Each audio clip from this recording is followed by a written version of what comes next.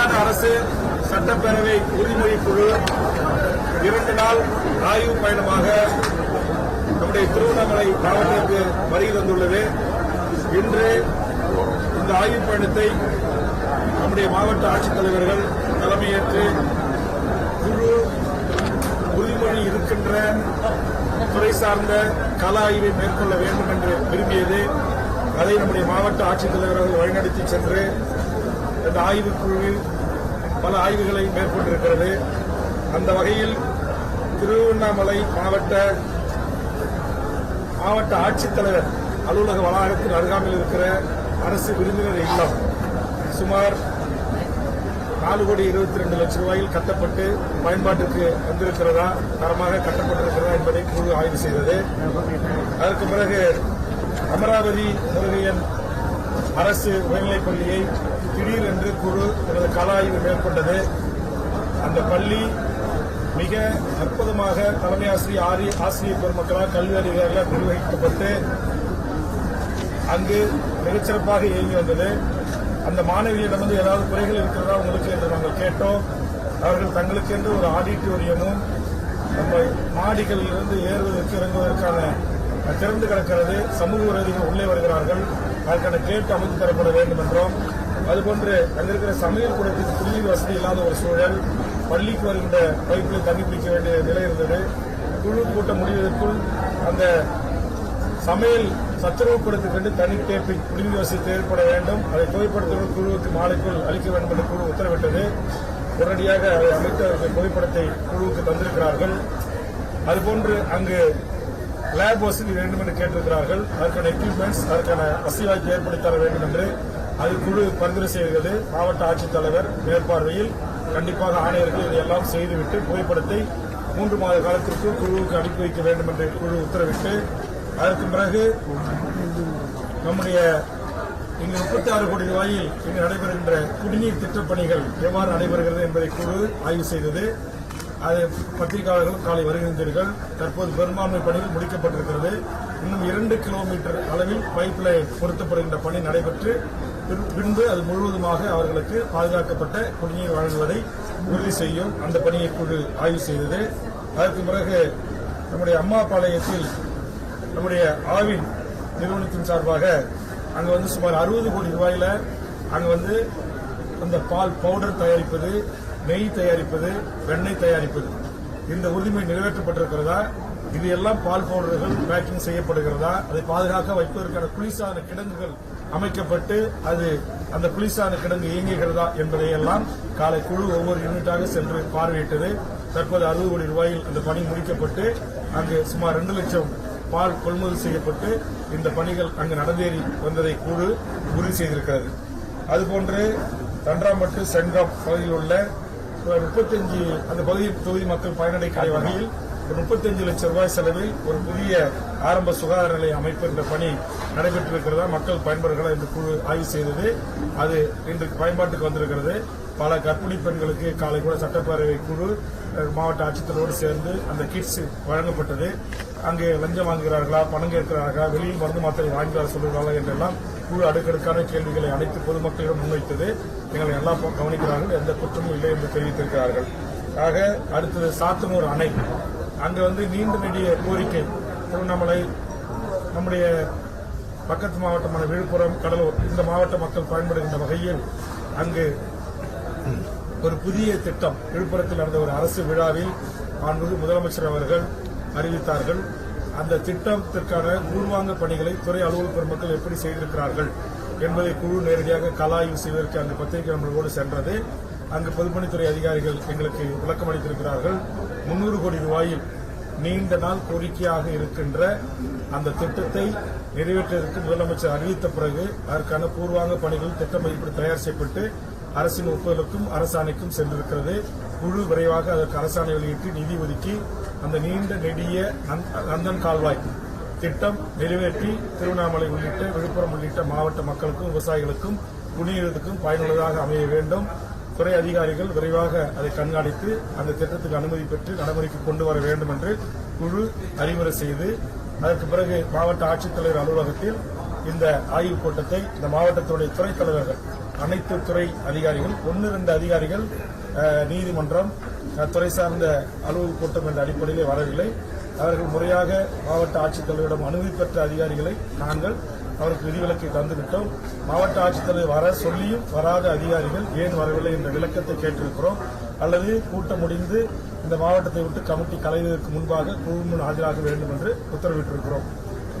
இந்த அளவில் இந்த ஆய்வுக் கூட்டம் இங்கு நடந்தேறியிருக்கிறது. குறிப்பாக இந்த ஆக்ஷன் டேக்கன் ரிப்போர்ட் ஏற்கனவே குழு வந்து ஆய்வு செய்து நிலுவையில் இருந்த உறுதிமொழிகள் 48 உறுதிமொழிகள், அதில் 35 உறுதிமொழிகள் முற்றுமுதலுமாக இன்றைக்கு நிறைவேற்றப்பட்டு இந்த பட்டியலிருந்து நீக்கம் செய்யப்பட்டிருக்கிறது குழு தலைவர் உத்தரவால். இது வந்து அதாவது 3/2 பகுதி உரிமை நிறைவேற்றப்பட்டிருக்கிறது. இதற்காக மாவட்ட ஆட்சித்தலைவர் உள்ளிட்ட அதிகாரி பெருமக்களை தமிழ்நாடு அரசு உரிமை குழு சட்டப்பேரவை பாராட்டு தெரிவித்திருக்கிறது. அதேமாதிரி மொத்த நிலுவையில் இருக்கிற சமீப கால வரையில் இருக்கிற உறுதிமொழிகள் 455. அதுல கிட்டத்தட்ட ஒரு 200க்கும் மேற்பட்ட உறுதிமொழிகள், 200 கிட்டத்தட்ட 50%, ஒரு 50% மேலான உறுதிமொழிகள் நிறைவேற்றப்பட்டு நீக்கம் செய்யப்பட்டிருக்கின்றன. சில மாவட்டங்களில் 25, 30%, 35% இருக்கும். இங்க நம்முடைய மாவட்ட ஆட்சித்தலைவர் இதற்காக தனியார் பிரத்யேக கூட்டங்கள்லாம் போட்டு எஃபர்ட் எடுத்த காரணத்தினால இங்க கிட்டத்தட்ட 55% மேல் உறுதிமொழிகள் இன்றைக்கு இந்த பட்டியலில் இருந்து நீக்கம் செய்ய உத்தரவிட்டிருக்கிறேன் குழுவினுடைய பரிந்துரையோடு, குழு உறுப்பினர்களுடைய பரிந்துரையோடு. ஆக இன்றைய ஆய்வு பயணம் என்பது எங்கள் குழுவுக்கு மிகவும் திருப்தியாகவும் நிம்மதியாகவும் இருக்கிறது. இன்றைக்கு பெரிய அளவிலான பத்திரிகை ஊடகங்களுக்கு ஏதும் ஒரு விமர்சன பாரியாக வைக்கக்கூடிய அளவிலான செய்திகள் இல்லாத அளவுக்கு அரசு அனைத்து துறை அலுவலர்களும் எங்களுக்கு ஒத்துழைப்பு தந்து மிகச்சிறப்பாக இந்த கூட்டத்தை நாங்கள் நிறைவு செய்திருக்கிறோம். நாளை காலை HRNC இந்த அறநிலைத்துறையில தான் நிறைய உரிமைகள் இருக்கிறது. அதை குறித்து அந்த அருணாச்சலர் கோவிலுக்கே சென்று அந்த உரிமைகள் நிறைவேற்றப்படுவதை குறித்து HRNC 2 இணை ஆணையர், உதவி ஆணையரோடு குழு காலை தனது ஆய்வு பயணத்தை மேற்கொள்ள இருக்கிறது. அதற்கு பிறகு அதை முடித்துக் கொண்டு மருத்துவக் கல்லூரி மருத்துவமனையிலும் கேத்தலப் வாசி உட்பட்ட சில உரிமைகள் நிறைவேற்றப்பட வேண்டிய நிலுவையில் இருக்கிறது. அதை குறித்து நாங்கள் ஆய்வு செய்ய இருக்கிறோம். நேரம் இருப்பின் திடீரென்று பத்திரிகையாளர்களோடு இன்றைக்கு எப்படி ஒரு அரசு பள்ளியை பார்வையிட்டோமோ அதுபோன்று நாளை ஏதாவது ஒரு மாவட்ட ஆட்சித்தலைவர் வழிகாட்டுதலோடு ஒரு திடீரென்று ஒரு கள ஆய்வு, அது பேருந்து நிலையமாக இருக்கலாம், ஏதாவது ஒரு அரசு சார்ந்த இடமாக இருக்கலாம். ஆக அந்த அளவில் இந்த பயணத்தை நாங்கள் திட்டமிட்டிருக்கிறோம் என்பதை எனதருமை பத்திரிகை ஊடக நண்பர்களுக்கு நான் அன்போடு தெரிவித்துக் கொள்கிறேன். வேற ஏதாவது துறை சார்ந்த இந்த அஷூரன்ஸ் கமிட்டி இந்த பயணத்தை குறித்து கேள்விகள் இருந்தால் இந்த மேடையில் நீங்க கேட்கலாம். அரசியல் கேள்வியில் இருந்தால் நான் சர்க்கியூட் ஹவுஸ்ல இருப்போம், வாங்க ஃப்ரீயா ஒரு பிரஸ் மீட் கொடுத்துருக்கேன். அது தனி. அது நான் கமிட்டி முடிச்ச பிறகு நாளை வரையிலும் நான் ஒரு நடமாடும் சட்டமன்றத்திற்கான ஒரு தலைவர், அரசு சார்ந்த அலுவல் ஒரு பொறுப்பை ஏற்று வந்திருக்கிறேன். அரசியல் கேள்விகள் இருந்தால் நான் கூட்டத்தை முடித்துவிட்டு நான் புறப்படுவதற்கு முன்பாக நீங்க வந்து ஏதாவது கேள்வி இருந்தால் கேளுங்க, அதுக்கு நான் பதில் சொல்றேன். இப்ப இந்த அஷூரன்ஸை குறித்து காலையில் நடந்த ஆய்வு பயணத்தை குறித்து மாண்புமிகு பத்திரிகை உறுப்பினர்கள் ஏதாச்சும் கேள்வி இருந்தால் கேளுங்க. சார், காலையில ஒரு பள்ளிக்கு போய், அரசு பள்ளிக்கு போய் நீங்க ஆய்வு பண்ணீங்க. அப்ப வந்து இந்த குழா போட்டாங்க, உடனே நடவடிக்கை எடுத்தாங்க. நீங்க அங்க ஒரு குழந்தை வந்து தனக்கு வந்து ஜாதி சான்றிதழ் கொடுக்கல அப்படின்ட்டு உங்ககிட்ட சொல்லியிருந்தாங்க, அழுதுகிட்டு. அதுக்கு ஒரு நடவடிக்கை அந்த இடத்திலேயே மாவட்ட ஆட்சித்தலைவர் கூப்பிட்டு, ஐயா இந்த உடனடியாக இந்த குழந்தைக்கு சாதி சான்றிதழ் நடவடிக்கை எடுங்க அப்படின்னு அது சில டெக்னிக்கல் ப்ராப்ளம் இருப்பதாக மாவட்ட ஆட்சித்தலைவர் தெரிவித்திருக்கிறார். சம்பந்தப்பட்ட கோட்ட ஆட்சியர் இன்றைக்கு வேறு ஒரு சட்ட ஒழுங்கு பிரச்சனை காரணமாக அந்த கூட்டத்தில் இருக்கிறார். அதனால் அவரையும் வர வைத்து நாளை அந்த குழந்தைக்கு மட்டுமில்லை, அந்த டெக்னிக்கல் ப்ராப்ளம் என்ன, அதே அவங்க சித்தப்பா அவங்களுடைய உறவுகளுக்கு அந்த குடும்பத்தின் வம்சவர்களுக்கு அந்த சாதி சான்று வழங்கப்பட்டிருக்கிறது, ஏன் இவருக்கு வழங்கப்படவில்லை என்பதை நாளை கோட்ட ஆட்சியரும் தாசில்தாரும் குழுவுக்கு பதிலளிக்க இருக்கிறார்கள். அந்த பதிலின் அடிப்படையில் உரிய உத்தரவுகள் DRO மூலமாக சம்பந்தப்பட்ட அந்த சாதி சான்றை கிடைப்பதற்கு குழு வந்து அவருக்கு ரெக்கமெண்ட் பண்ணோம். இன்னைக்கு அந்த அதிகாரி சட்ட ஒழுங்கு, உங்களுக்கு தெரியும், சட்ட ஒழுங்கு பிரச்சனைகள் அவர் வரல. நாளைக்கு அது ஒரு முடிவு திருவண்ணாமலை அரசு மருத்துவமனை நரம்பியல் மருத்துவம் இந்த நாட்டிலாவே வந்து வேக்கன்ட் அதை இப்போ டீன் கிட்டே நாங்கள் கேட்டிருக்கிறோம். உங்களுக்கு அங்கே வந்து சூப்பர் ஸ்பெஷாலிட்டி என்று சொல்லக்கூடிய நீங்க சொல்வது போன்ற நரம்பியல், இருதயம், அது போன்ற கிட்னி போன்ற முக்கியமான உறுப்புகளுக்கான சிறப்பு மருத்துவர்கள் யாராவது இருக்காங்க, யாராவது இன்னும் உங்களுக்கு தேவை, அதற்கான பட்டியலை குழு கூட்டம் சென்னையில் நடைபெற்ற போது சுகாதாரத்துறை முதன்மை செயலாளர்கள் துறை தலைவரை அழைத்து ஒரு சிறப்பு நேர்வாக இதற்கு முன்னுரிமை அடிப்படையில் நியமிக்கணும்னு சொல்லி குழு உரிய பரிந்துரைகளை வழங்கும். சாப்பிடுவோர் அணையில ஆரம்ப சுகாதார நிலையா அதுல வந்து மருத்துவர்களே இல்லைன்னு சொல்லி அப்படி இன்னைக்கு அங்கே ஒரு மெடிக்கல் ஆஃபீஸர் இருந்தாங்க, டீன் மட்டும்தான் டாக்டர் இருக்கிறாங்க. அதுக்கு வந்து அந்த ஹாஸ்பிட்டலுக்கான மெடிக்கல் ஆஃபீஸர் ஒரு இரவு நேரத்தில் யாரும் இல்லைன்னு சொல்லிட்டு இல்ல, அது இரவு நேரத்தில் வந்து அது தனி அதாவது மேம்படுத்தப்பட்ட மருத்துவமனைக்கு மட்டும்தான் இரவு நேரத்தில் வந்தது 6 to 6 எல்லா அலுவலக அவர்கள் மட்டும்தான் ஆரம்ப சுகாதார நிலையங்களில் அர்பன் சுகாதார நிலையங்கள் இருப்பாங்க. இதுதான் இந்திய அரசுடைய வழிகாட்டு நெறிமுறைகள். உங்களுக்கு தெரியும், ஒரு சுகாதார நிலையம் கொடுக்கறதுக்கும் மேம்படுத்தப்பட்ட மருத்துவமனையும் ஆக்குறதும் மாநில அரசு கையில் இல்லை. மருத்துவத்துறை ஒன்றிய அரசுடைய ஒத்திசைவு பட்டியல் இருக்கிற காரணத்தில் அவங்க தான் ஒரு ஆண்டுக்கு 5 மருத்துவமனை 4 மருத்துவமனை கொடுப்பாங்க.